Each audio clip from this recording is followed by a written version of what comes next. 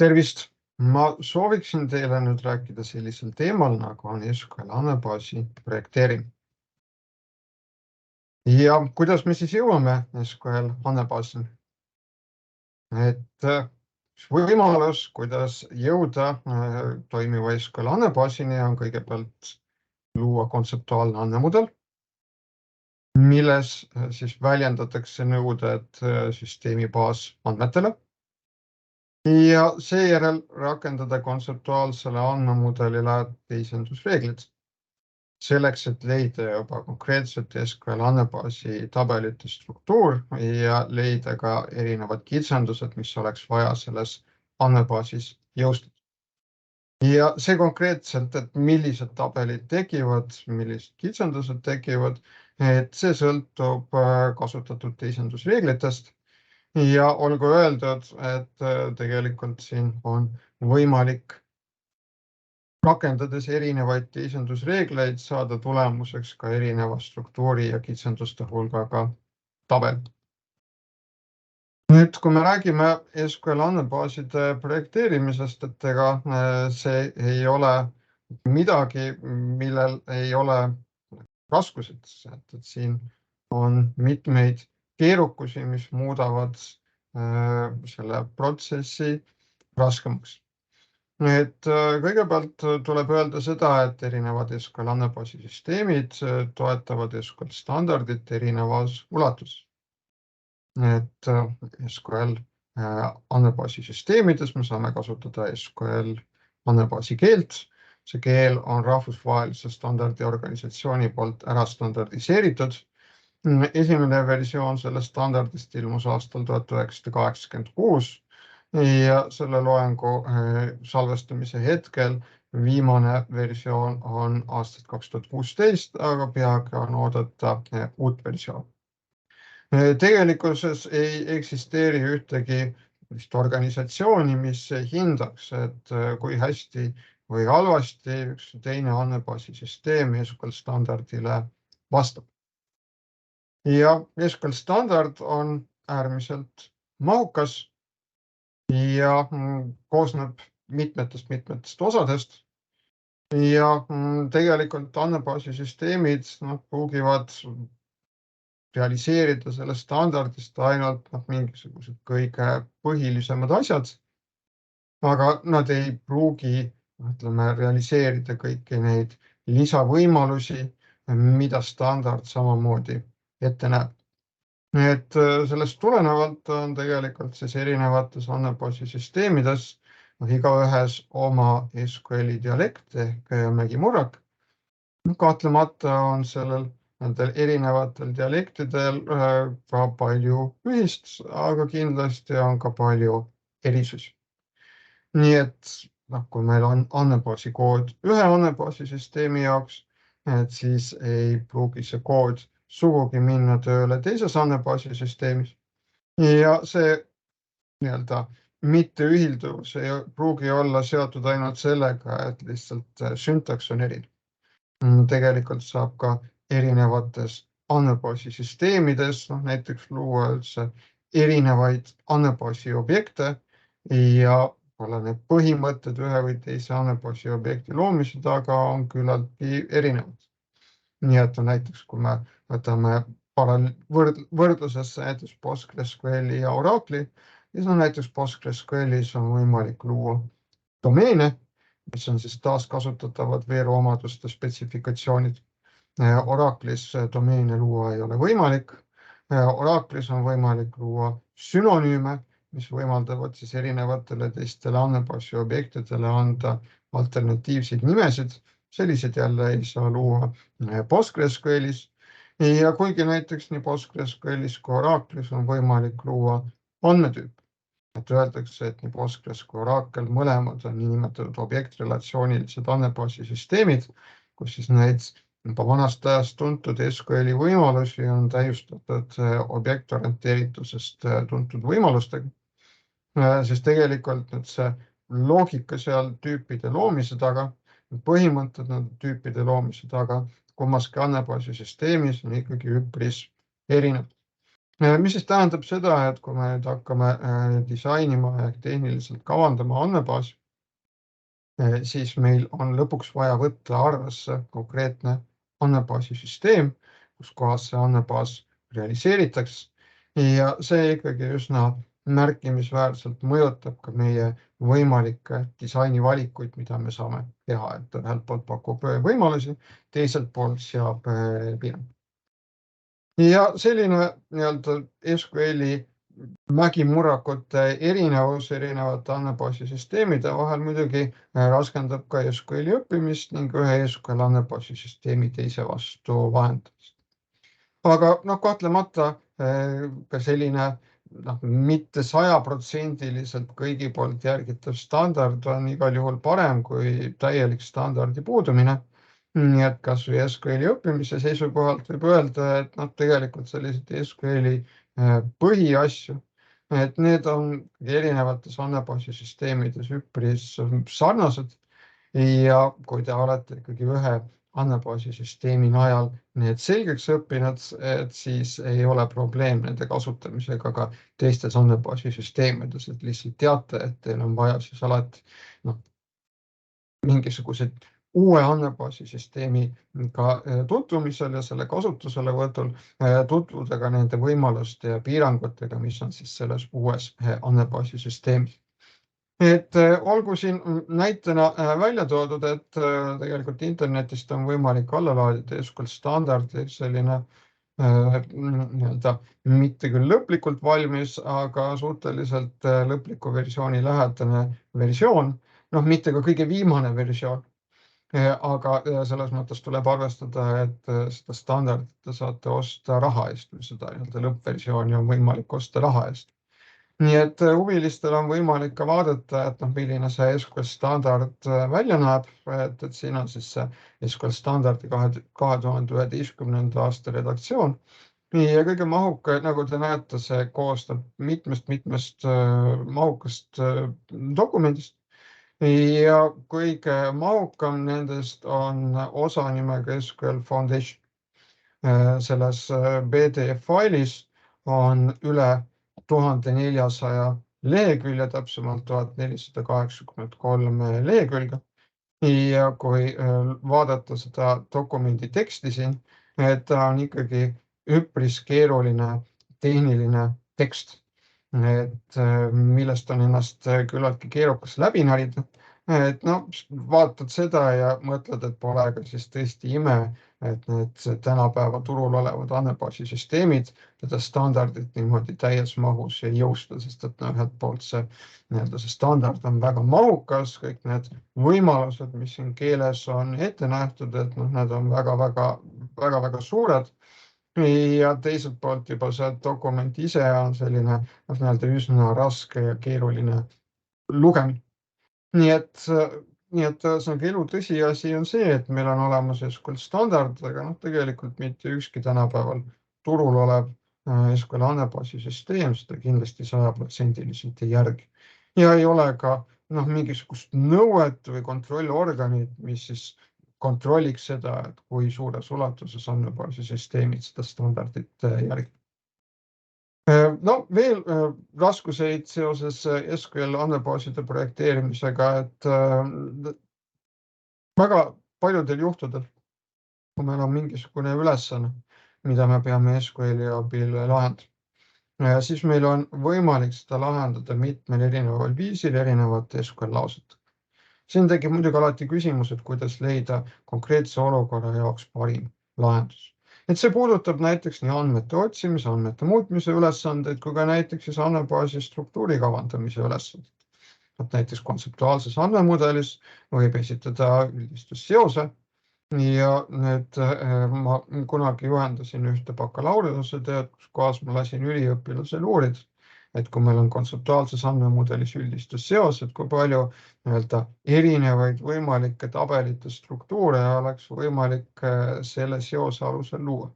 Et ta sai tulemuseks üle 10 erineva disainilahendus, mis siis on mõeldud üldistusseoste realiseerimises konkreetselt SQL andmebaasi kontekstis. Või samamoodi näiteks ütleme, hierarhiliste või graafi andmete hoidmine SQL andmebaasides. Et tegelikult ka nende ülesannete jaoks leidub mitmeid, võib-olla isegi 10 erinevaid disainilahendusi, igaüks oma tugevate ja nõrkade külgedega. Teisalt jälle mõnda ülesannet ei saa mõnes SQL andmebaasi süsteemis üldse lahendada. Ja võiks ka öelda niimoodi, et mõnda ülesannet võib-olla ei saa üheski andmebaasi süsteemis lahendada. Et siin ma juhiksin eriti tähelepanu sellele, et kuidas siis jõustada andmebaasi tasemel selliseid keerukamaid kitsendusi, mis siis peaksid kontrollima andmete reeglitele vastavust üle mitme erineva tabeli või üle ühe ja sama tabeli erinevad ridad. SQL standardis juba kaua aega on kirjeldatud ära selline andmebaasi objekt nagu on assertion ehk üldine kitsendus, mis luuakse lausega create assertion ja mis siis võimaldab mul andmebaasis defineerida sellise kitsenduse objekti, mille abil ma saan siis kontrollida andmete reeglitele vastavust üle erinevate tabelite. See on SQL standardist olemas juba ammu aega, et näiteks juba SQL standardi versioonis SQL 92, et oli see juba täiesti olemas. Samas ei ole tänapäeval turul mitte ühtegi SQL andmebaasi süsteemi, mis seda assertion objekti ehk üldise kitsenduse objekti loomist toetaks. Ma tean üldse ainult ühte andmebaasi süsteemi, kus seda kunagi on proovitud teha ja seegi on juba 15 aastat vana eksperimentaalne süsteem, mis loodi ühe doktoritöö kõrvaltulemusena ja mida praegu tänapäeval enam sugugi aktiivselt edasi ei arendata. Mis siis omakorda tähendab seda, et kui oleks vaja hakata andmebaasis jõustama selliseid keerukamaid piiranguid andmetel, siis ei olegi seda pahatihti võimalik teha deklaratiivsel viisil, sellepärast et väga paljudes andmebaasi süsteemides ei ole võimalik check-kitsendustes, mis on seotud otse tabeliga, kasutada alampäringut. Ja siis ei jäägi üle muud, kui luua näiteks andmebaasis triggerid, mis siis on sellised protseduursed programmid, mis reageerivad andmebaasis toimunud andmete muutmise sündmustele ja milles siis kontrollitakse seda, et kas need andmemuudatused vastavad reeglitele või mitte. Ja siis on võimalik triggeri protseduuris kunstlikult esile kutsuda erandolukord ja niimoodi katkestada triggeri protseduuri täitmine ja ühtlasi katkestada ka see andmemuudatus, mis tingis triggeri protseduuri täitmist. Et vot niimoodi on võimalik selliseid keerukamaid kitsendusi jõustada, aga mitte siis enam deklaratiivselt, vaid protseduurselt, et deklaratiivne kitsenduste jõustamine tähendaks siis seda, et me ütleme süsteemile, mida on vaja kontrollida, süsteem valib ise parima tegevuste jada, kuidas seda kontrolli läbi viia. Protseduurse kitsenduste kontrolli puhul me tegelikult kirjutame ette selle kontrolli sammude jada. Ja kood muutub tänu sellele keerukamaks ja tegelikult muutub ka veaohtlikumaks, et näiteks üks risk triggeripõhiste lahenduste juures on see, et me ei suuda välja mõelda või ära kaardistada ja ära katta kõiki võimalikke sündmuseid, mis võivad tingida reeglitele mitte vastavate andmete andmebaasi sattumist. Teine võimalik ohukoht on see, et selle triggeri protseduuri kirjutaja ei oska arvestada sellega, et kuidas on andmebaasi süsteemis realiseeritud need andmete samaaegne kasutamine, et kas näiteks andmeelemendi lugemine blokeerib selle samaaegse muutmise teiste kasutajate poolt või mitte. Et sellega tuleks triggeri protseduuride kirjutamisel arvestada ja kui ei arvestata, et siis sellisel juhul need triggerite abil realiseeritud kontrollid võivad osutuda vigaseks selles mõttes, et nad annavad meile võltsturvatunded. Et meil on tunne, et okei, et me oleme nüüd selle kontrolli realiseerinud, andmebaasi tasemel realiseerinud, aga on võimalik siis tekitada selline andmete kasutamise stsenaarium, kus mitu kasutajat samaaegselt kasutavad samu andmeelemente ja selle kasutamise tulemusena, kuna see triggeri protseduur pole korrektselt realiseeritud, satuvad andmebaasi mitte korrektsed andmed. Et muideks samasugused probleemid võivad tekkida nende kitsenduste kontrollimisega ka rakenduse tasemel. Täpselt need samad probleemid, mis siis tekiksid nende triggerite kasutamisega nende kitsenduste kontrollimiseks.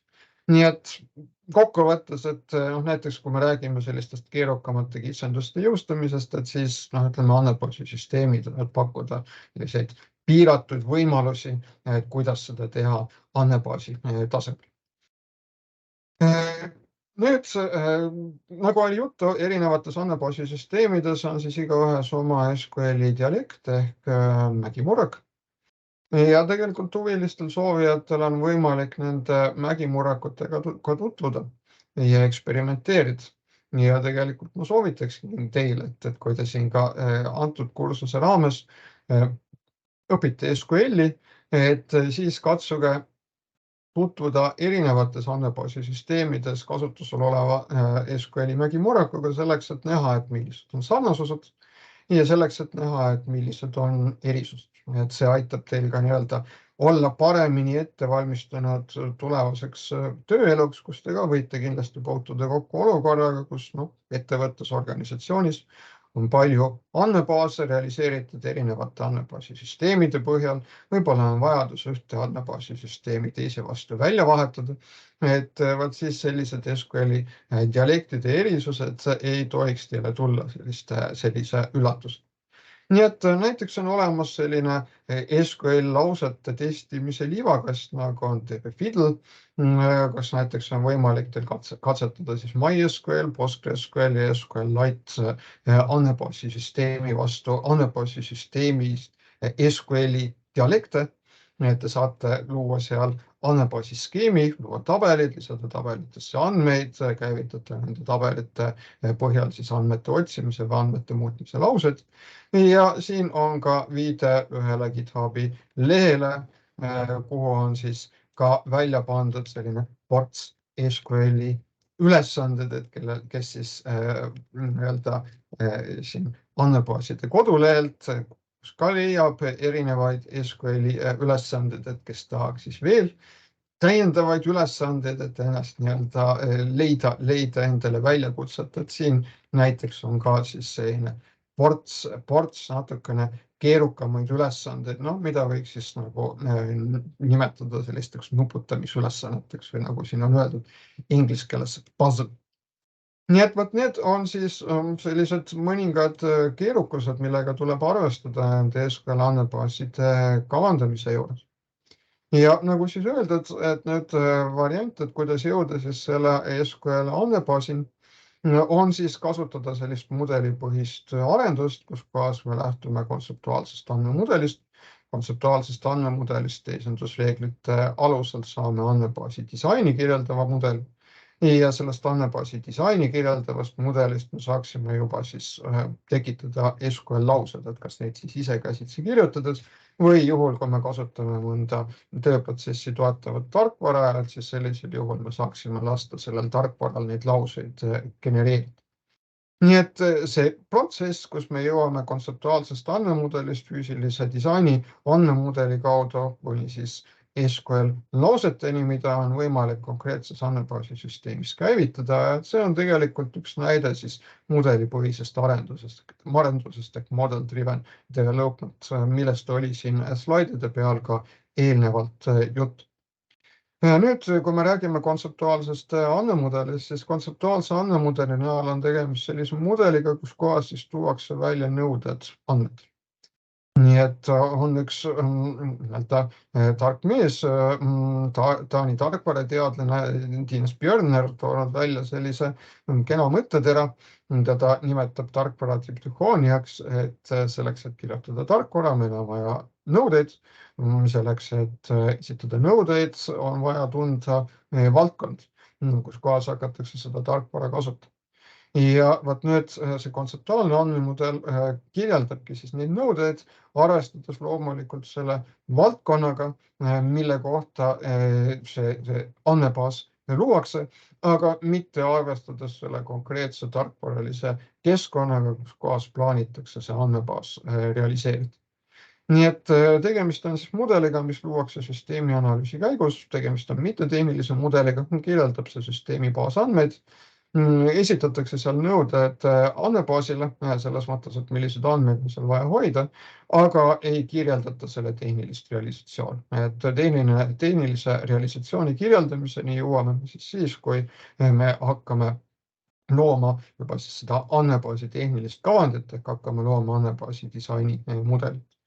Ja nüüd kontseptuaalse andmemudeli võimalikud koostisosad oleksid siis olemisuhte diagrammid ja seal samuti nendel diagrammidel ehk siis skeemidel esitatud elementide ehk siis olemitüüpide, atribuutide ja seosetüüpide tekstilised spetsifikatsioonid ehk kirjeldus. Ja mis puudutab neid olemisuhte diagramme ehk olemisuhte skeeme, siis üks võimalus nende loomiseks on kasutada UML-i klassi diagrammi. Ehk UML-i klassi diagrammide baasil on võimalik edukalt siis neid olemissuhte diagramme luua. Mis puudutab neid olemitüüpide, atribuutide, seosetüüpide definitsioone, et need siis tuleks esitada tekstilise kirjeldusena, mis võib olla näiteks kusagil eraldi dokumendis või ka ütleme sellisel juhul, kui me kasutame case vahendit, et kus kohas me saame luua seda olemissuhte diagramme, et siis võib olla võimalik ka seal case vahendis kohe ära dokumenteerida need samad mudeli elemendid, mis on siis seal olemissuhte diagrammidel välja toodud, et need definitsioonid kirjutada kohe sinna nende mudeli elementide juurde. Nüüd, nagu öeldud, et siin kursuses propageeritakse siis sellist andmebaasi mudelitel põhinevat arendamist, mis siis tähendab seda, et ma alustan sellistest natukene abstraktsematest mudelitest, kõigepealt nõuete kirjeldusest ja jõuan lõpuks välja siis konkreetset tehnilist lahendust esitava mudelini ja siis selle mudeli alusel loodud koodini, mis seda tehnilist lahendust juba realiseerib. Nii et kõigepealt luuakse siis süsteemi analüüsi käigus kontseptuaalne andmemudel, mis on siis andmebaasi mittetehniline kirjeldus.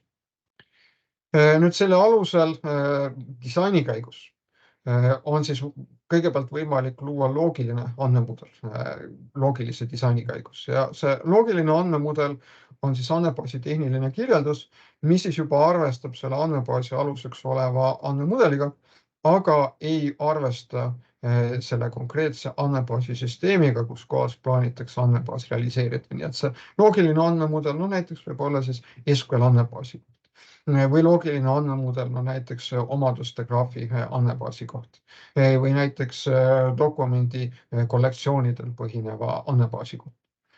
Nii et see andmemudel selles kontekstis tähendab siis seda andmebaasi ehitusblokkide kirjeldust, nagu relatsiooniline mudel või ka näiteks SQL-i aluseks olev mudel. Loogilise andmemudeli alusel omakorda on võimalik luua siis füüsiline andmemudel, füüsilise disaini andmemudel, mis on siis samuti andmebaasi tehniline kirjeldus, mis siis juba arvestab ka konkreetse andmebaasi süsteemiga, mille abil siis andmebaas realiseeritakse. See andmebaasi süsteem võib olla näiteks PostgreSQL, Oracle, Access, MySQL, SQLite või ka mõni NoSQL andmebaasi süsteem. Et ta ühesõnaga arvestab juba siis selle konkreetse andmebaasi süsteemiga. Ja siin tuleb siis veel kord pöörata tähelepanu sellele, et me võime ju, ütleme, suure hulga andmebaasi süsteemide korral öelda, et tegemist on SQL andmebaasi süsteemidega, näiteks nii Access, Postgres, Oracle, MySQL, et kõikidele me võime mingisugusel piisavalt kaugelt vaadates öelda, et tegemist on SQL andmebaasi süsteemidega, sellepärast et seal on võimalik kasutada SQL andmebaasi keelt. Aga kui me vaatame neid andmebaasi süsteeme lähemalt, vaatame nendes andmebaasi süsteemides kasutusel olevat SQL-i dialekti ehk mägimurrakut, vaatame nende andmebaasi süsteemide võimalusi ja piiranguid, siis me ikkagi näeme, et need erisused võivad ollagi väga suured. Nii et kokkuvõttes see võib tähendada seda, et tehniline lahendus, mis oleks võimalik ühes andmebaasi süsteemis, ei pruugi olla võimalik teises andmebaasi süsteemis ja vastupidi. Ja nüüd siis selle füüsilise disaini andmemudeli põhjal on siis juba võimalik luua konkreetselt andmebaasi keele kood konkreetse andmebaasi süsteemi jaoks, mida me saaksime juba siis selles andmebaasi süsteemis käivitada ja niimoodi vastavad andmebaasi objektid valmis luua. Et tegelikult, kui me viime läbi sellist mudelitel põhinevat arendust, et siin on igale sammule ka selline pöördsamm või tagasisamm. et tegelikult meil oleks võimalik koodi alusel luua füüsilise disaini andmemudel, füüsilise disaini andmemudeli alusel loogilise disaini andmemudel, loogilise disaini andmemudeli alusel kontseptuaalne andmemudel. Ja loomulikult kõiki neid üleminekuid on võimalik teha käsitsi, aga parem oleks kasutada selleks enda toetavat tarkvara ja siin ma pean siis silmas case vahendit, modelleerimisvahendit, mis oleks siis ka mõeldud andmebaaside projekteerimise jaoks. Ja kui me räägime nendest case vahenditest, mis on siin praegu kasutusel siis antud aine projekti tegemiseks, Enterprise Architect ja Rational Rose, siis need case vahendid üldiselt neid protsesse siin toetavad suuremal või vähemal määral. Ühe sellise olulise erinevusena ma tõstaksin siis esile selle, et nii Enterprise Architectis kui Rational Rose'is ma saan seal luua UML keelebaasil kontseptuaalse andmemudeli. Aga nüüd, kui ma siis rakendan sellele kontseptuaalsele andmemudelile teisendusreegleid, siis ma saan sealt juba füüsilise disaini andmemudeli, mis arvestab konkreetse andmebaasisüsteemi võimalustega, mis näiteks arvestab nende andmetüüpidega, mida on võimalik konkreetses andmebaasisüsteemis kasutada. Nii et tegelikult siis need, ütleme siin selles aines kasutatavad case vahendid nagu dikteerivad ette selle, et me siin seda protsessi kõiki samme ei läbi, et me loome kontseptuaalse andmemudeli, kontseptuaalselt andmemudelilt läheme kohe üle füüsilise disaini andmemudelile ja füüsilise disaini andmemudelist saame siis genereerida juba SQL koodi. Nüüd see sünkroniseerimise ja pöördprojekteerimise võimekus on nendes case vahendites ka mingil kujul olemas, aga mitte kõige parem. Nii et tegelikult seda on ilmselt mugavam ja kiirem teha käsitsi.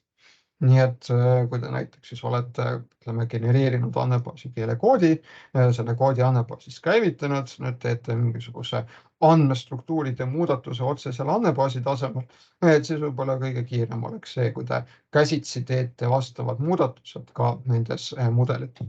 Et siin muidugi tuleb öelda, et see, et neid muudatusi tuleb niimoodi tagasi peegeldada käsitsi, ja ütleme sellist automaatselt sünkroniseerimisvõimalused ei ole nii hästi realiseeritud, et eks see on tegelikult väga paha asi, sellepärast et pikemas perspektiivis see kindlasti võib viia selle olukorrani, kus kohas need mudelid ja reaalselt valmis tehtud andmebaas lähevad omavahel sünkroonist välja. Ehk tegelikult need mudelid enam ei kirjelda seda, mis on reaalselt andmebaasis tehtud.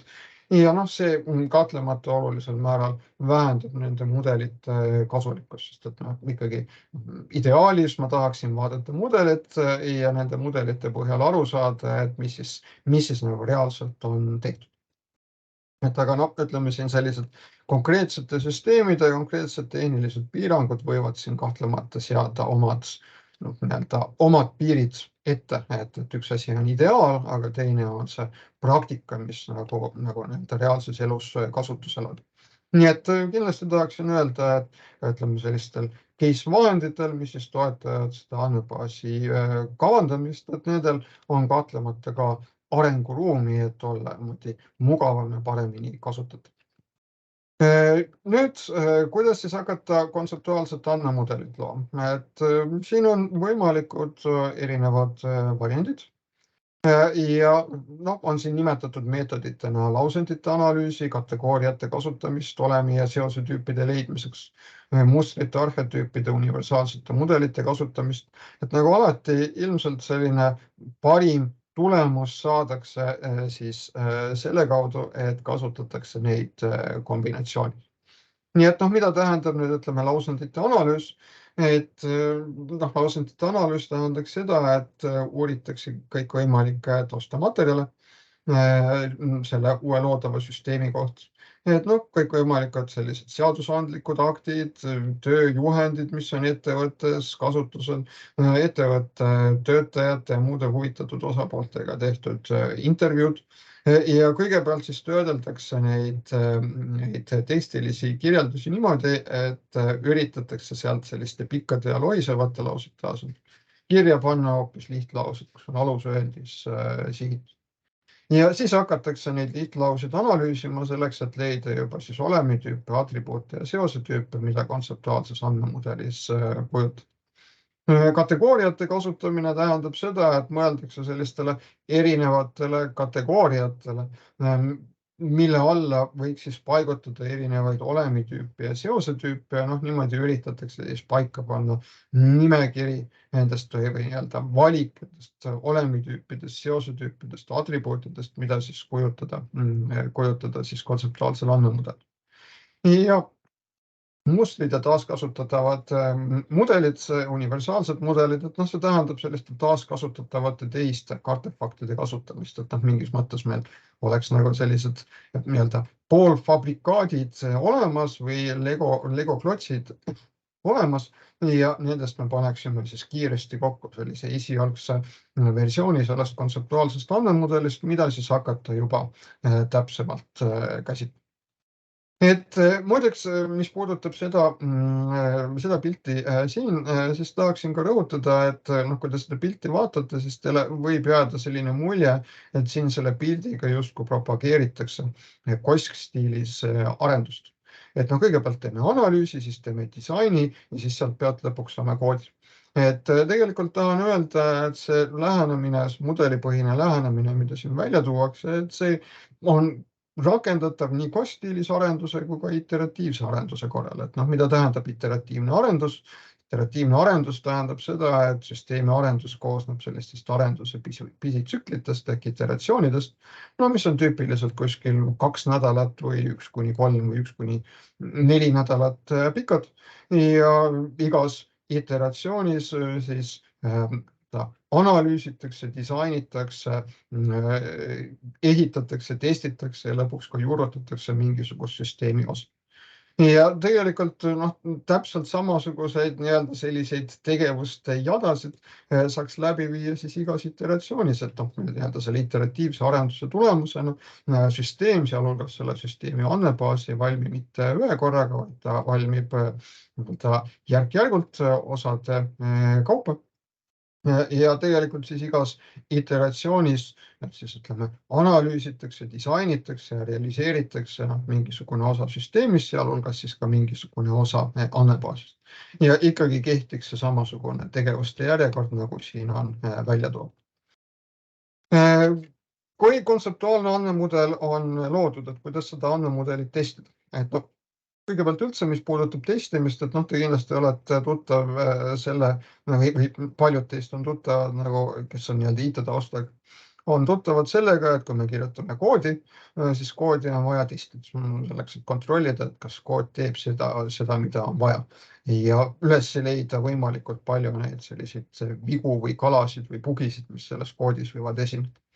Aga tegelikult me kirjutame koodi nõuete põhjal. Nõuded on väljendatud mudelites ja küsimus on, et kas me võime teha vigu ka selle nõuete kogumise käigus. Ja kui me nüüd teeme vigu nõuete kogumise käigus ja avastame need alles väga hilja, et kui me oleme juba koodi valmis kirjutanud ja hakkame seda valmis kirjutatud koodi siis tööle panema, hakkame seda süsteemi kliendile üle andma ja juurutama ja siis tuleb välja, et tegelikult see süsteem ei ole päris selline, nagu nii-öelda klient tahab või seal ei ole mingisuguste oluliste nõuetega arvestatud või on nii-öelda tekkinud mingisugune väär arusaam mingisuguse nõude tõlgendamise juures. Et siis mida hiljem selline asi avastatakse, et seda keerukam, kulukam ja kallim on selle parandada. Et sellepärast on ka väga oluline testida mudelit. Et nii nagu me testime koodi, on vaja testida ka mudelit. Ja nüüd, kui me räägime kontseptuaalse andmemudeli testimisest, et siis iga atribuuti ja seosetüübi jaoks, mida seal kontseptuaalses andmemudelis esitatakse, peab olema siis vähemalt üks kasutusjuht ehk kasutusmall, kus sellele vastavaid andmeid luuakse ja loetakse. Nii et kui me näiteks ütleme, juhataja tahab vaadata kaupade nimekirja, et siis järelikult süsteemis peab olema võimalik ka kaupade andmeid registreerida. või klient tahab vaadata oma tellimuste nimekirja, et siis kliendil peab olema võimalus ka tellimusi luua. Ja teistpidi, et kui me näiteks ütleme, ma ei tea, et me registreerime näiteks klient registreerib enda tagasisidet, et siis see me ju ei mõtle seda süsteemi selliselt, et sest tagasiside andmine on lihtsalt nagu selline must auk, et kus klient saab ennast välja elada, aga tegelikult keegi seda tagasisidet kasutama ei hakka. Et ikkagi, et kui näiteks klient saab anda tagasisidet, et siis kindlasti peab olema ka kasutusjuht või kasutusjuht selle kohta, et kuidas toimub nüüd selle tagasiside lugemine, et keegi peab seda tagasisidet lugema. Nüüd, mis puudutab andmete muutmist ja kustutamist, et siis vastavad kasutusmallid võivad ega ei pruugi olla. Et siin näiteks on ka ütleme selline ütlus, et raamatupidajad, et nad ei kasuta kustukummi, vaid nad hoopis siis teevad sellised kompenseerivad kandeid, et kui on tehtud mingisugune kanne, mis on ebaõige, et siis selle ebaõige kande ära kustutamise asemel tehakse hoopis kompenseeriv kanne, mis selle ebaõige kande ära nullib. Nii et tingimata ei pruugi olla süsteemis kõikide andmete puhul ette nähtud nende muutmise ja kustutamise võimalus. Aga ütleme, et seda alati tuleb jälgida, et kas see on vajalik või mitte, et võib-olla näiteks on kas või seaduste poolt ette kirjutatud, et andmeid tuleb mingisuguse ajaperioodi jooksul säilitada, aga hiljem tuleks nad näiteks ära kustutada. Ja kontseptuaalse andmemudeli puhul tuleb siis kontrollida tema vastavust kasutusjuhtude mudelile ja laiemalt siis kasutaja eesmärkidele, sellepärast et iga kasutusjuht ehk kasutusmall, mis on seal kasutusjuhtude mudelis välja toodud, et see tegelikult aitab saavutada kasutajal mõnda tema eesmärki. Ja samuti tuleb kontrollida siis kontseptuaalse andmemudeli vastavust infovajadustele. Et infovajadused on sellised eeldefineeritud või fikseeritud päringud, mis on teada, et mida soovitakse hakata selle süsteemi andmebaasi põhjal täitma. Et otse loomulikult, et kui meil on sellised teada sellised tüüppäringud või eeldefineeritud päringud, mida kindlasti soovitakse hakata andmebaasi põhjal täitma, et siis otse loomulikult meil seda andmebaasi kavandit tuleb kontrollida selles mõttes, et kas andmebaasis on nüüd kõik vajalikud andmed olemas selleks, et oleks võimalik sellistele päringutele vastata.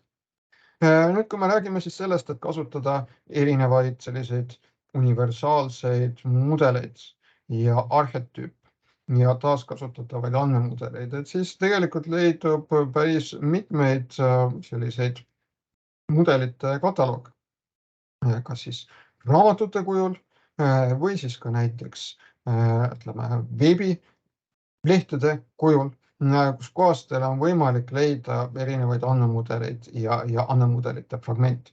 Näiteks Len Silverstone on kirjutanud sellise 3-osalise sarja The Data Model Resource Book, volüüm 1, volüüm 2 ja volüüm 3.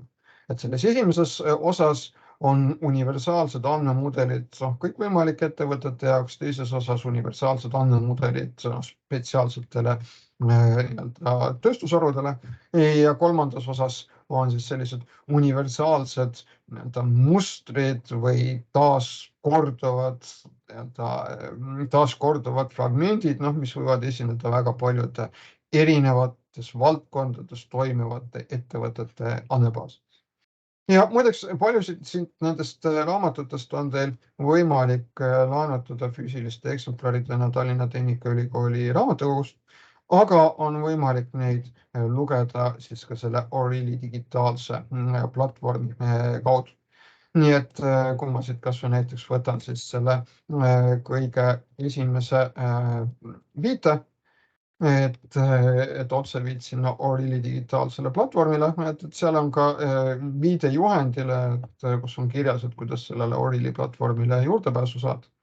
Nii et kui ma siit võtan siis table of contents ehk sisukord, siis ma näiteks näen, et mul on võimalik siit vaadata, et toodete haldus, et millised peaks olema toodete andmebaasi, milline peaks olema toodete andmebaas, et esitatakse siin toodete andmebaasi erinevaid andmemudeleid koos siis sõnaliste selgitustega sinna juurde. Et need on kõik sellised erinevad variatsioonid, mis siis arvestavad erinevate võimalike nõuetega, mis võivad sellise andmebaasi suhtes esineda.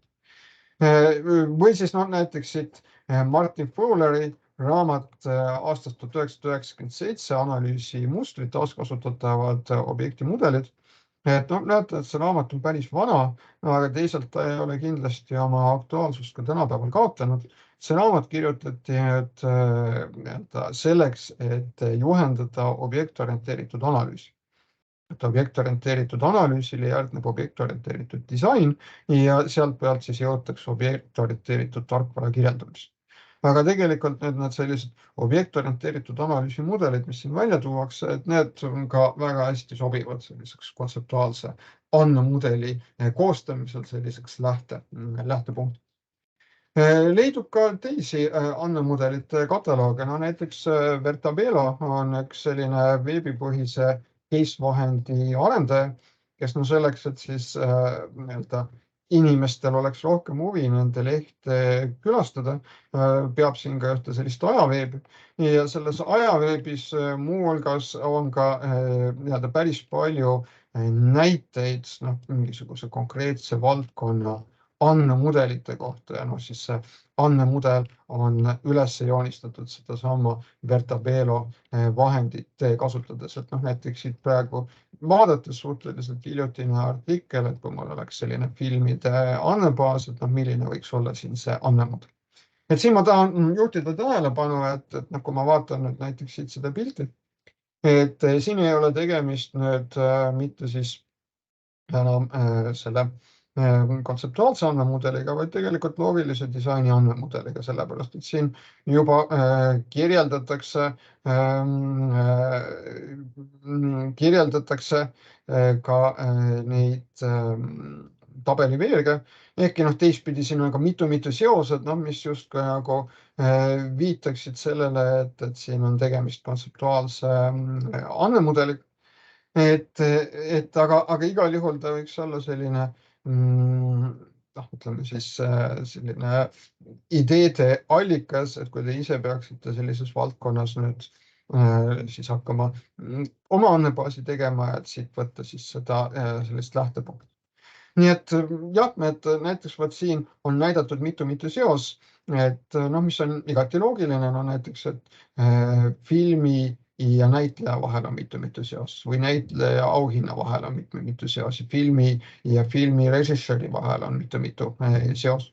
Et ütleme tõesti, et see on nüüd kontseptuaalne andmemudel selles mõttes, et kui me räägiksime juba disainitaseme andmemudelist, et kui me räägiksime andmebaasi tabelitest, et siis need mitu seosed tuleks ära lahendada selle kaudu, et luuakse vahetabel, kus on siis välisvõtmeveerud ja selle vahetabeli abil siis realiseeritakse ära see mitu seos. Nii et siin tõepoolest on tegemist kontseptuaalse andmemudeliga.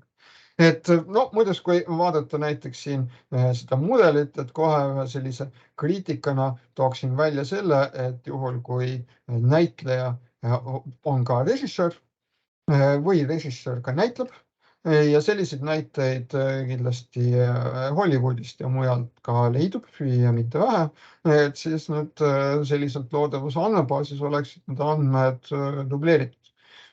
Ja selline andmete dubleerimine alati kannab endas seda ohtu, et need andmebaasi satuvad siis vastuolulised andmed.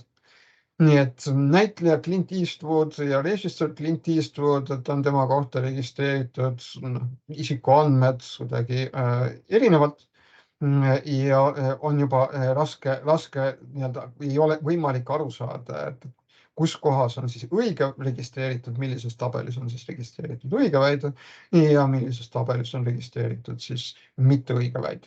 Nii et tegelikult näiteks vaadates seda pilti siin, siis kontseptuaalse andmemudeli seisukohalt oleks minu soovitus selline, et modelleerida eraldi olemitüüp isiku juures siis välja tuua kõik isikuandmed ja siis näidata, et isik võib omada näitleja rolli, isik võib omada režissööri rolli ja kasutada siin ka siis üldistust seost selle modelleerimise juurde.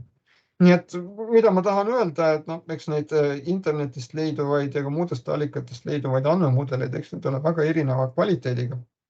Te neid kindlasti vaadake, võite kasutada, aga kunagi ei tohiks ka kaotada sellist endapoolset kriitikameelt, et kindlasti ei ole niimoodi, et kõik, mis on internetis või kõik, mis on kuskil raamatus, et see tingimata peab olema nagu 100% nagu hea ja õige ja parim võimalik lahendus. Internetis oli ka veel üks selline leht, mis on siit nüüd, ma vaatan, viimase aasta jooksul ära kadunud, aga millele on juurdepääs siis interneti ajamasina kaudu. Selline veebileht, kuhu oli koondatud väga erinevate valdkondade andmebaaside andmemudelid. Et nagu te vaatate siin neid nimekirja, need olid nimekirja siis nendest erinevatest andmemudelitest, et need on siin nagu päris muljetavaldavalt pikad.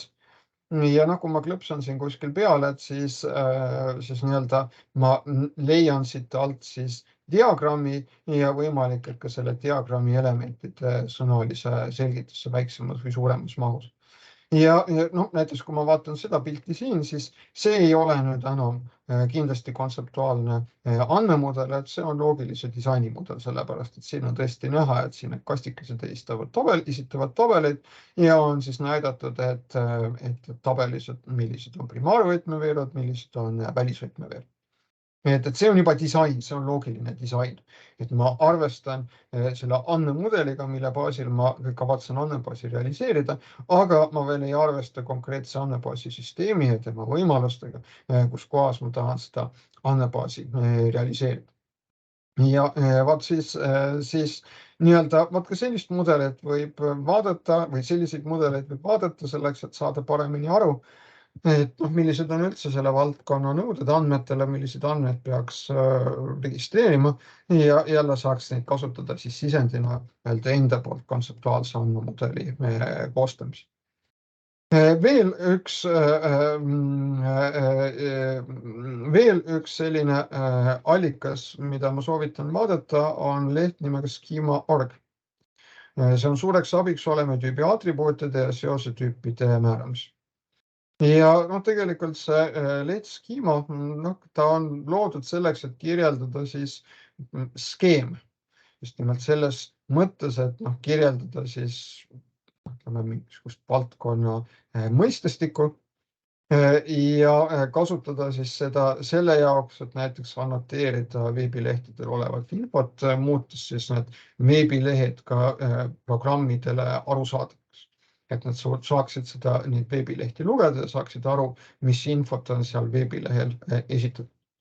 Aga kuigi ei ole see leht, see schema.org nüüd loodud originaalis otseselt andmete modelleerimist silmas pidades, siis kui ma näiteks kas või vaatan siin seda lehte, kus kohas siis kirjeldatakse autot ja kõikvõimalikke auto omadusi, mida siis auto kohta võiks süsteemis olla vaja registreerida. Et siis see oleks jälle selline väga hea taustainfo selleks, et saada üldse aimu, et millised võiksid olla need andmed, mida potentsiaalselt süsteemis auto kohta registreerida, et kas neid andmeid reaalselt on vaja registreerida või mitte. Et see on juba ise küsimus, et see tuleb nõuete kogumise käigus selgeks teha. Aga mida ma tahan öelda, on see, et kui te näiteks analüütikuna nüüd peate koguma nõudeid, et siis kui te saate kasutada selliseid taaskasutatavaid mudeleid või ka selliseid lehti nagu schema.org, et siis te saate ennast selle taustaga paremini kurssi viia. Ja te saate olla ka analüütikuna aktiivsem ja proaktiivsem, et selle asemel, et lihtsalt kuulata, et milliseid soove teile esitatakse, et saate te ka ise esitada küsimusi, et kas näiteks sellised ja sellised andmed peaks hakkama auto kohta registreerima või mitte. Ja väga sageli võib juhtuda, et ega nende nõuete esitaja, et need kliendid, ega nad alguses ise ka väga täpselt ei tea, et mida nad tahavad, mida see süsteem peaks tegema. Pahatihti juhtub niimoodi, et kui need kliendid näevad siis selle süsteemi esimest töötavat versiooni, et siis neil alles hakkab see ütleme siis selline nagu mõte hakkab jooksma, tekivad igasugused uued ja huvitavad mõtted ja soovid, mida veel süsteem võiks teha, milliseid andmeid veel võiks süsteem registreerida. Et otse loomulikult, ütleme, see arendusprotsess võiks olla selline, mis suudab nende uute tekkinud nõuetega arvestada. Aga kindlasti ka on hea see, kui te, ütleme, mingisugused need nõuded juba üsna varakult saate paika, et siis on ka, ütleme, hiljem vähem sellist ümbertegemist. Niimoodi. Nüüd, kui me räägime siis lausendite analüüsist, et siis siin on välja toodud üks hulk süsteemi kirjeldavaid lausendeid, mis on siis lihtlaused. Tolemitüübid on esitatud pruuni värviga, seosetüübid roosa värviga ja kitsendused on esitatud kursiivis. Et isik võib kasutada ühte või mitut autot võib kasutada üks või mitu autot, võib kasutada üks või mitu isikut. Auto peab olema ühte ja ainult ühte marki võib olla üks või mitu autot. Igal ajahetkel võib autot kasutada üks ja ainult üks isik võib kasutada ühte sama autot korduvalt erinevatel aegadel. Nii et kui me oleme süsteemi, ütleme, andmebaasi kohta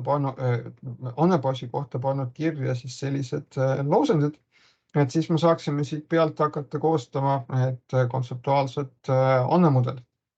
Ja siin on siis esitatud olemisuhte diagramm ehk olemisuhte skeem. See on konkreetselt tehtud Rational Rose'is. On see tehtud UML-i klassi diagrammi baasil. Nii et need kollased kastid on siin tegelikult UML-i klassid ja need jooned nende kastide vahel on siis need assotsiatsioonid või seosetüübid nende klasside vahel.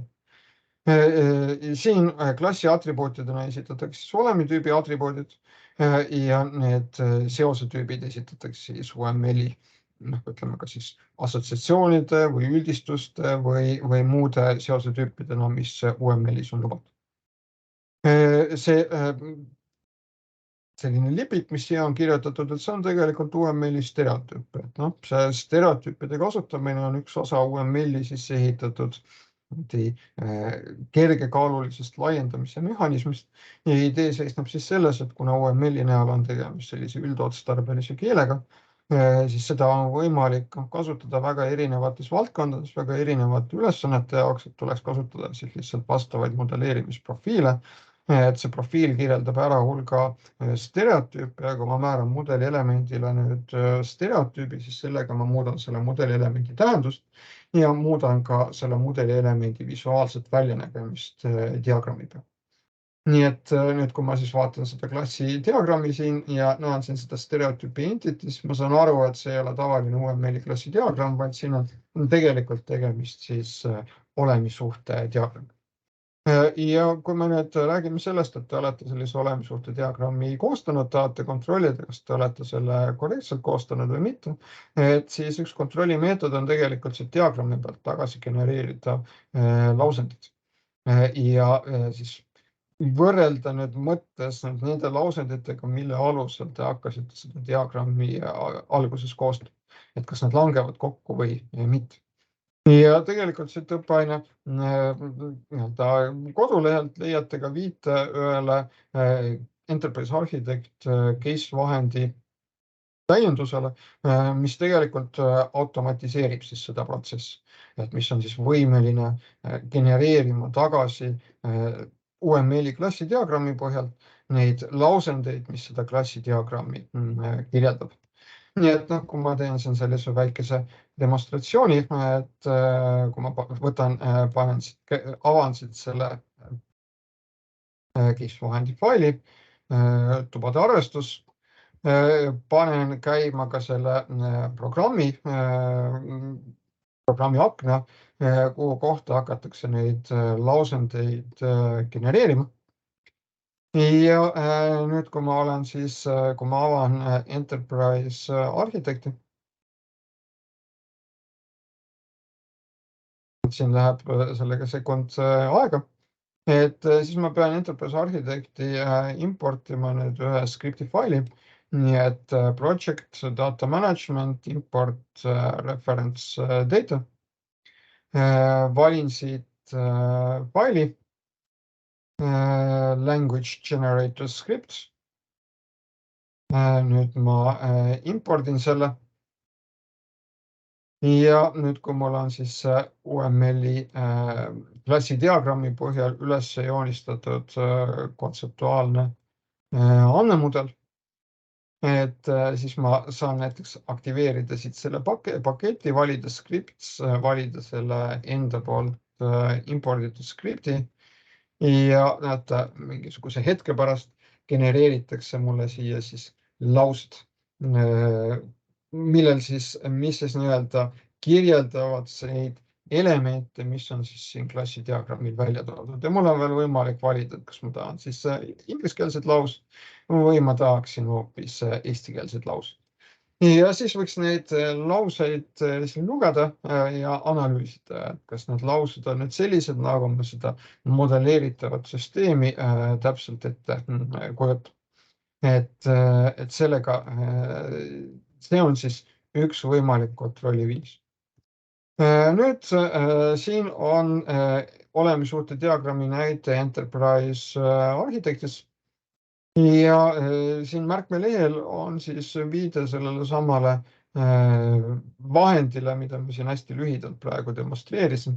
Et see vahend on tegelikult Enterprise Architecti täiendus, mis on loodud ühe bakalaureuse üliõpilase poolt. Tema tehtud bakalaureuse töö tulemus. Muideks, mis puudutab veel Enterprise Architect case vahendit, et nagu oli öeldud, et siis siin Rational Growth'is ma nendele klassidele, mis esitavad olemitüüpe, et nendele klassidele ma siis määran stereotüübi entity. Kui ma üritan sama teha Enterprise Architectis, et siis tulemusena see diagramm näeb välja selline. Ja sellepärast me Enterprise Architectis need atribuudid on siin ära peidetud ja selle tulemusena me siis Enterprise Architectis ei määra seda stereotüüp entity, et jällegi selle case vahendi, ütleme konkreetse case vahendi sellised probleemid, et need mõjutavad siis seda, kuidas ma seda case vahendit täpselt kasutan. Ja kui lühidalt kommenteerida, et mis siin olemissuhte diagrammil on esitatud, et tegelikult nagu öeldud, siin on nõuded andmebaasile, et kõik, mida me siin kontseptuaalses andmemudelis väljendame, sealhulgas olemissuhte diagrammidel väljendame, et kõik see esitab nõudeid selle kohta, et andmebaasist tuleb registreerida vastavaid andmeid. Nii et iga kastikene, mille ma siia joonistan, iga kriipsukene, mille ma tõmban, iga atribuut, mille ma kirja panen, et see ütleb seda, et vastavaid andmeid tuleb süsteemis hoida. Andmesüsteemis tuleb hoida andmeid isikute kohta, kasutamiste, autode, markide kohta, isikute kohta nende isikukoodi, eesnime, perenime, sünniaeg, elukoht, seost kasutamisega, auto puhul näiteks registrinumbrit, automarki ja samuti seost kasutamistega, et millal seda autot on kasutatud. Nii et kontseptuaalses andmemudelis ma ei esita ja olemissuhte diagrammidel ma ei esita konkreetseid olemeid ehk konkreetseid füüsilisi või abstraktseid asju. Et näiteks ma ei esita siin viiteid konkreetsetele isikutele või konkreetsetele autodele või konkreetsetele automarkidele. Ma esitan siin üldistus. Et ma ütlen, et selle asemel, et välja tuua, et süsteemis on isikud Juhan Juurikas ja Mari Maasikas, ma ütlen, et süsteemis on vaja hoida andmeid isikute kohta ja isikute puhul tuleb registreerida siis selliste atribuutide väärtused. Atribuut on siis selle olemi nimeline omadus ja välja tuleb siin tuua siis need ja ainult need atribuudid, millele vastavaid andmeid on süsteemis vaja registreerida. Nii et näiteks isikul, kui sellisel isikul võiks ka olla näiteks atribuut pikkus ja kaal, aga kui selline autode kasutamise andmebaasis tegelikult pikkus ja kaal huvi ei paku, et siis järelikult vastavaid atribuute ma siin ka välja ei too, kuna ma ei soovi neid andmeid süsteemis registreerida. Seda enam, et tegemist on isikuandmetega ja isikuandmete kogumist, säilitamist, töötlemist, et seda reguleerib isikuandmete kaitse seadus, mis seab kõigele sellele omad väga tõsised nõuded. Nagu siis öeldud, et kui mul on olemas kontseptuaalne andmemudel, et siis sellest kontseptuaalsest andmemudelist ma saan teisendusreeglite tulemusena siis tabelit kirjeldust. Et neid teisendusreegleid tegelikult oleks päris palju. Ja siin oleks ka võimalik, on võimalik välja tuua sellised alternatiivsed teisendusreeglid, et sõltuvalt nendest teisendusreeglitest, mida ma kasutan, tekib siis üks või teine tabelite struktuur. Et siin on praegu välja toodud siis mõningad sellised kõige põhilisemad teisendusreeglid, et olemitüüpide kirjeldustes tekivad tabelid, atribuutide kirjeldustest tekivad tabelite veerud, üks mitu seosetüüpide kirjeldustest tekib siis välisvõtmeveerga, välisvõtme kitsendus seosetüübi mitu poolel olevas tabelis ja mitu seosetüüpidest tekib siis vahetabel, kus on kaks välisvõtme veergu, välisvõtme kitsendust ja siis seosetüübile vastava olemitüübi atribuutidele vastavad veerud samuti, et kui need olid selles lähtemudelis olemas. Ja siin on tegelikult siis näide nüüd Rational Rose'is, et milline oleks siis see andmebaasi füüsilist disaini kirjeldav diagramm peale seda, kui ma siin sellele mudelile rakendasin neid teisendusreegleid. Ja siin tuleb siis öelda, et see case vahend, konkreetselt Rational Rose, on võimalik mind abistama selle tabelite struktuuri loomise juures, et selline esialgne versioon tabelite struktuurist mulle genereeritakse Rational Rose'i poolt valmis. Ja siis ma pean seda ise käsitsi üle vaatama ja täiendama. Ja võt siin pildi peal on tegelikult siis need kollased kastikesed tähistavad juba tabelit. Nii et seda on ka oluline rõhutada, et siin selles kontseptuaalses andmemudelis need kollased kastikesed ei ole tabelid. Et kontseptuaalne andmemudel on selline mittetehniline mudel ja kontseptuaalsest andmemudelist sõltuvalt siis nendest kasutatavatest reeglitest me võiksime üle minna erinevatele tehnilistele lahendustele. Et kui ma tahan, siis ma saaksin selle kirjelduse alusel leida andmebaasi tabelit. Kui ma tahan, saaksin ma selle kirjelduse alusel leida MongoDB andmebaasi dokumentide kollektsioonid. Kui ma tahan, siis ma saaksin selle kirjelduse alusel leida näiteks Neo4j andmebaasi graafi struktuuri, mis on siis selline graafipõhise andmebaasisüsteemi abil loodud andmebaas. Et sõltuvalt teisendusreeglitest ma võiksin siit sellest nõuetest tuletada erinevaid tehnilisi lahendusi. Ja antud aine kontekstis pakub siis huvi see, et kuidas siit üle minna siis nende SQL tabelite kirjelduse peale. Nii et siin on siis tabelite kirjeldus Rational Rose'i abil. Siin on see sama tabelite kirjeldus Enterprise Architecti abil. Et näete, et ega väga palju visuaalselt need ei erine. Ja tegelikult, kui te vaatate seda diagrammi siin, siis neid diagramme ehk skeeme siin, siis ka need on loodud UML-i klassi diagrammi baasil. Nii et UML kui selline üldotstarbeline keel, et seal ei ole selliseid diagrammi ehk skeemi tüüpe, nagu on olemisoote diagramm või andmebaasi disaini diagramm. Küll aga on seal võimalik luua klassidiagramm ja klassidiagrammide põhjal on võimalik siis ka väga edukalt esitada tabelit või tabelite kirjeldus.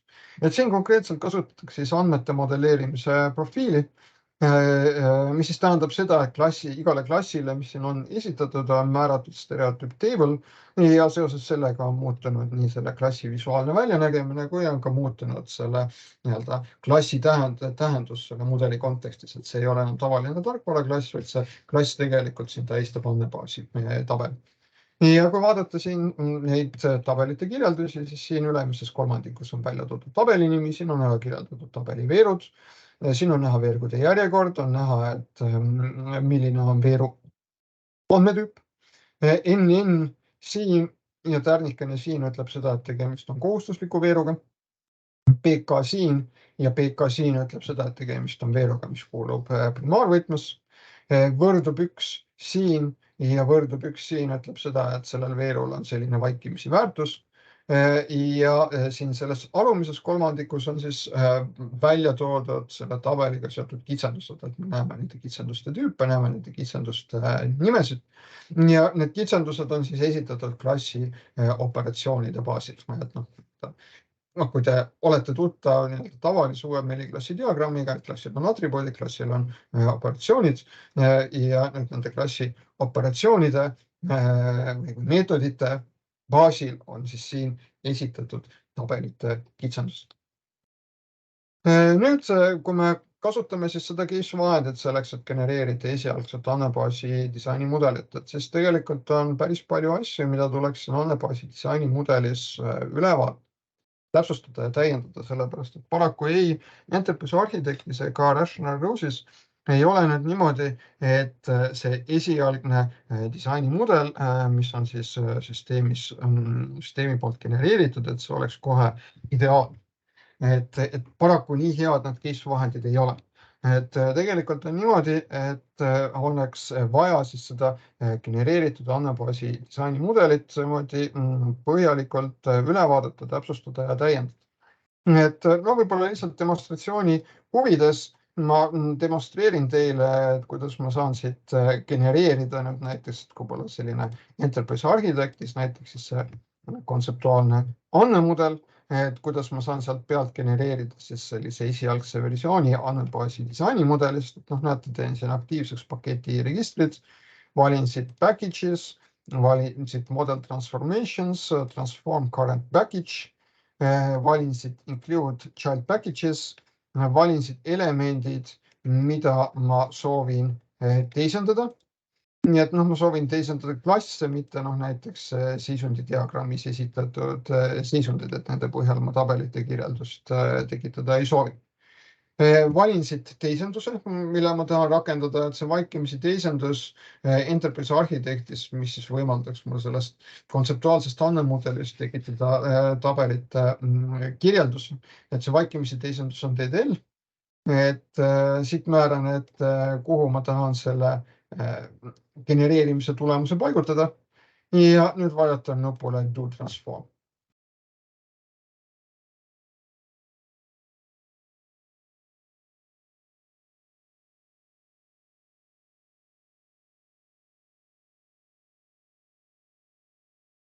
Ja tulemusena näete, tekib mulle siia sellesse paketti selline alampakett nagu on DDL ja selles alampaketis DDL on nüüd siis alampaketis DDL on nüüd siis mul see tabelite kirjeldus.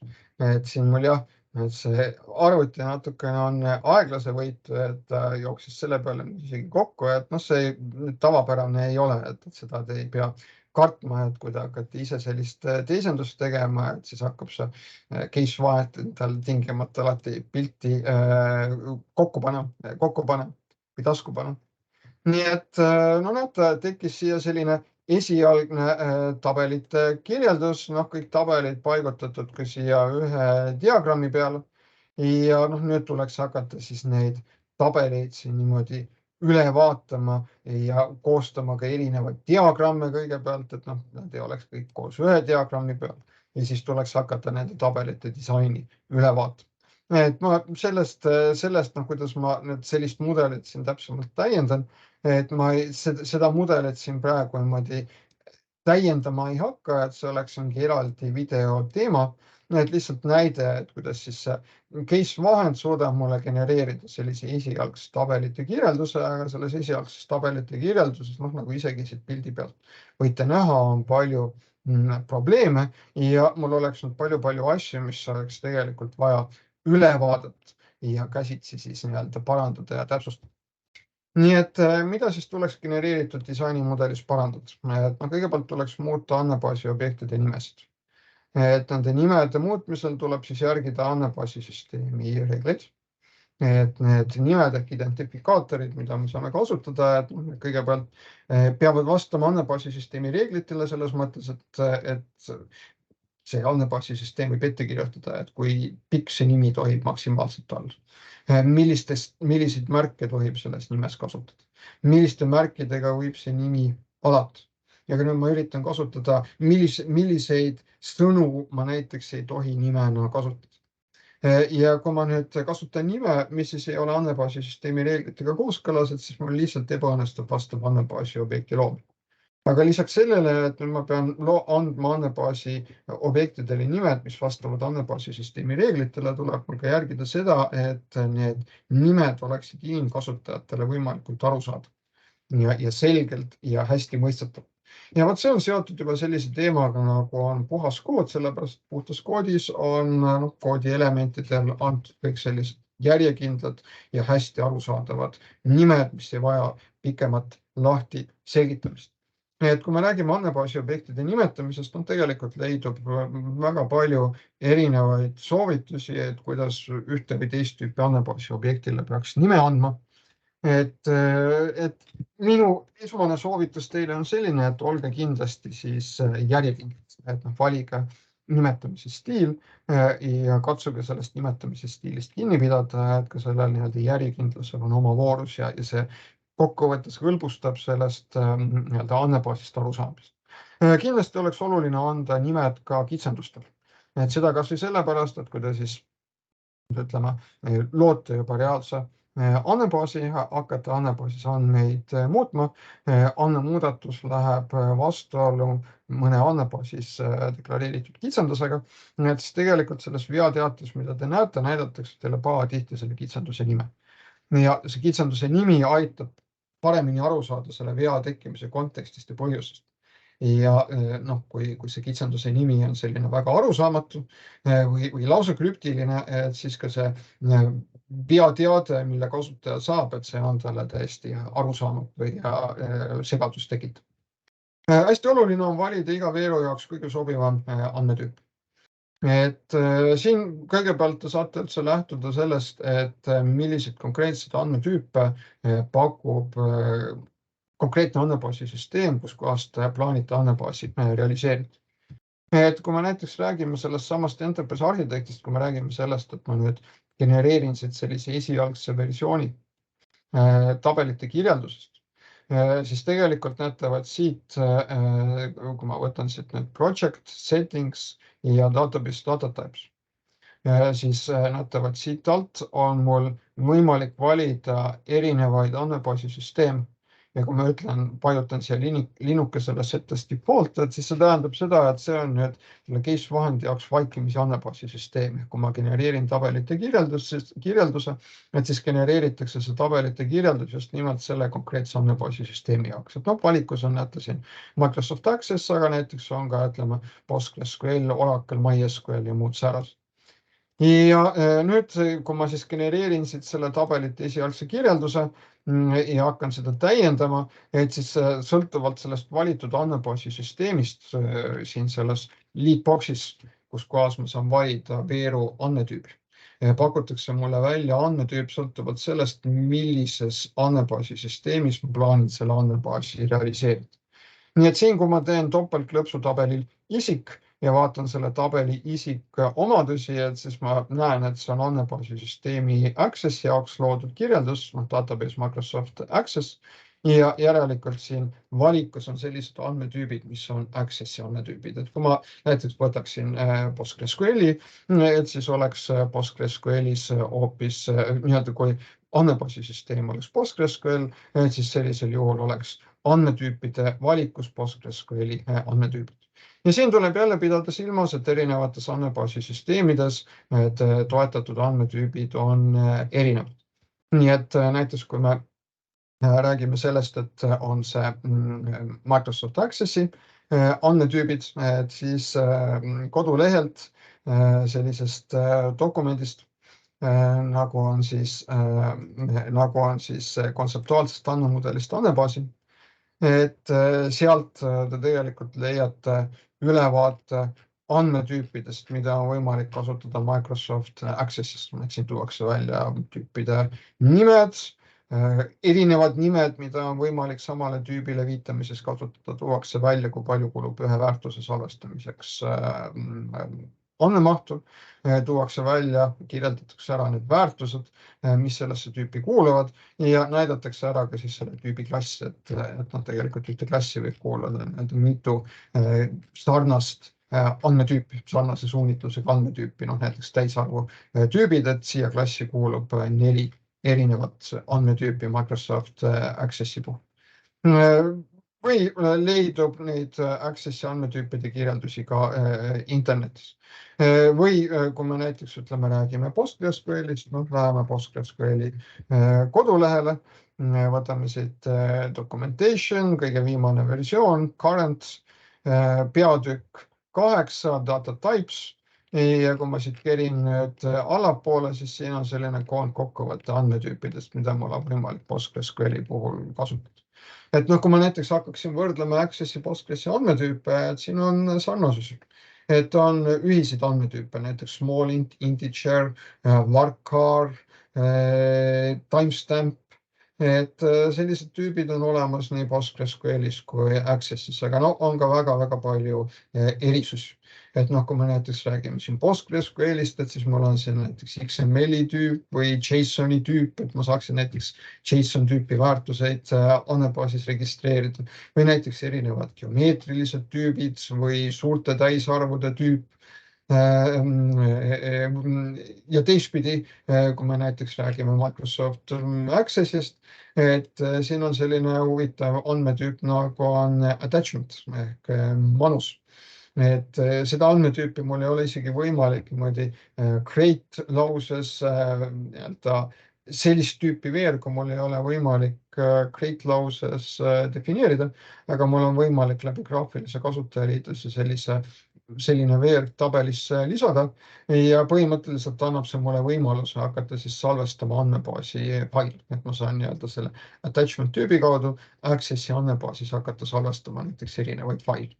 Et PostgreSQLis on ka võimalus andmebaasis faile salvestada, aga noh, need andmetüübid on siin erinevad, et siis tuleks kasutada kas sellist andmetüüpi nagu byte A või siis sellist andmetüüpi nagu on OID. Et ehk sellist suurte objektide salvestamise võimalust, et andmebaasis neid faile salvestada. Nii et kuhu ma oma jutuga lõpuks tahan tüürida, on siis see, et erinevates andmebaasisüsteemidesse toetatud andmetüüpide hulk on erinev. Et te saate teha valiku nende andmetüüpide hulgast, mida konkreetne andmebaasisüsteem toetab. Juhul, kui andmebaasisüsteem on selline, kus kasutajad saavad ise andmetüüpe defineerida, siis sellisel juhul tasub kaaluda ka seda võimalust. Et näiteks Accessis kasutajad ise ei saa uusi andmetüüpe luua, aga Postgresis ja ka näiteks Oracle'is kasutajad saavad uusi andmetüüpe luua. Et siis tasub kaaluda seda võimalust, et luua ise andmetüüp juhul, kui sobivat andmetüüpi ei leidu.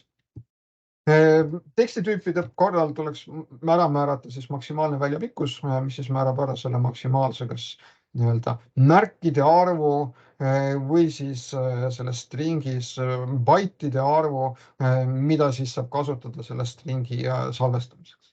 Et see on tegelikult ka piirang andmetele, mida andmebaasis registreeritakse.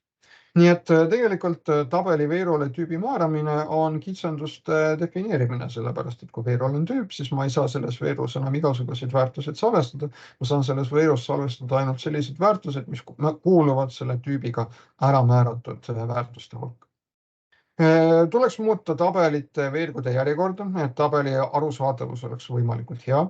No, näiteks ütleme, üks selline levinud praktika on hoida tabelis või esitada tabelis primaarvõtmeveerud kõige esimesed. Samuti näiteks, kui mul on sellised kokkukuuluvad veerud nagu eesnimi ja perenimi või pikkus ja kaal või lisamise aeg ja muutmise aeg, mis puhtalt selle andmebaasi struktuuri parema arusaadavuse huvides, nad võiksid olla niimoodi järjest. Veergode järjekord tegelikult ei muuda andmete tähendust, aga kuna SQL-is igal veerul on järjekorra number, siis tegelikult rangelt võttes, kui ma muudan tabelis veergode järjekorda, tulemuseks on uus tabel SQL-i mõttes.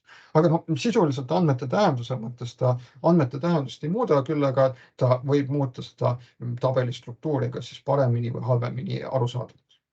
Nii et üks võimalik järjekord oleks see, et kõigepealt on primaarvõtmeveerud, siis on alternatiivvõtmeveerud, siis on ülejäänud välisvõtmeveerud, mis ei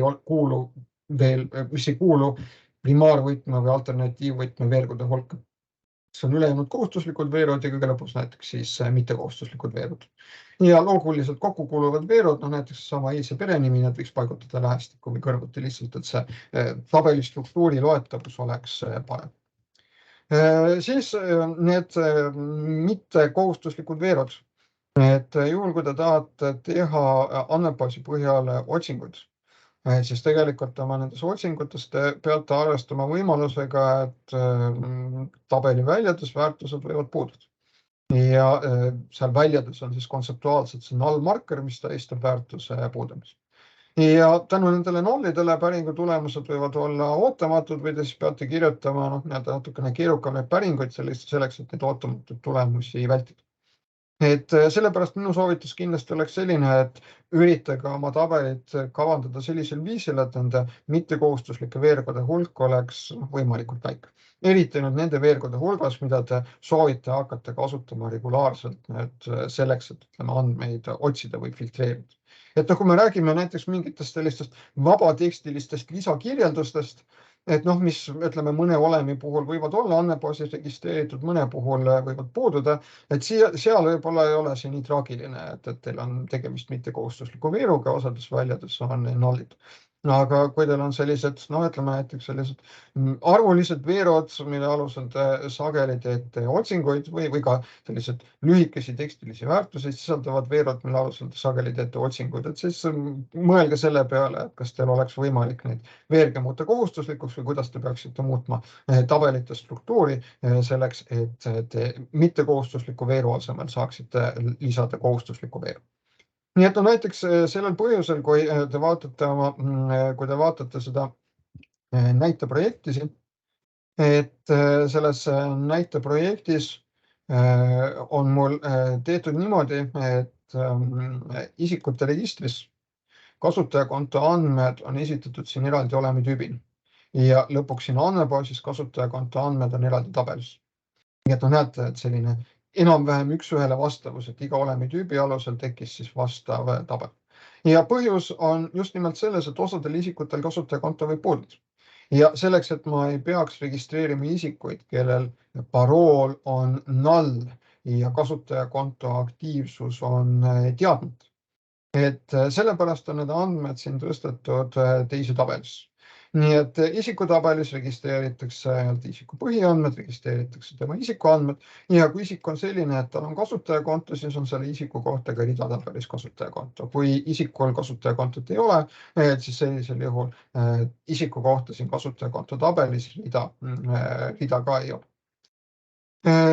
Niimoodi. Siis, kui automaatselt pakutud tabelite struktuuris on probleeme, siis muutke tabelite struktuuri. Näiteks tehke muutusi, kui andmebaasis on liigselt andmete liiasust või liiga palju mittekohustuslikke veerge, et kasutage normaliseerimise teooriat. Et see on omaette väga huvitav teooria seotud andmebaasi disainiga, mitte ainult, et on tegelikult olemas ka üldisem normaliseeritud süsteemide teooria, mis rakendatakse andmebaasidele või süsteemidele üldiselt. Ja nüüd see, kui me räägime andmebaaside normaliseerimise teooriast, et siis selle normaliseerimise protsessi rakendamine aitab mul vähendada andmebaasis andmete liiasust. Andmete liiasust tähendab seda, et ühte sama fakti on andmebaasist võimalik tuletada rohkem kui ühel viisil. Ja see andmete liiasus viib mitmesuguste andmete muutmise anomaaliate tekkimiseni, mis on sellised mitte soovitavad, eriti sellisel juhul, kui andmebaasis toimuvad sagedasti andmemuudatused.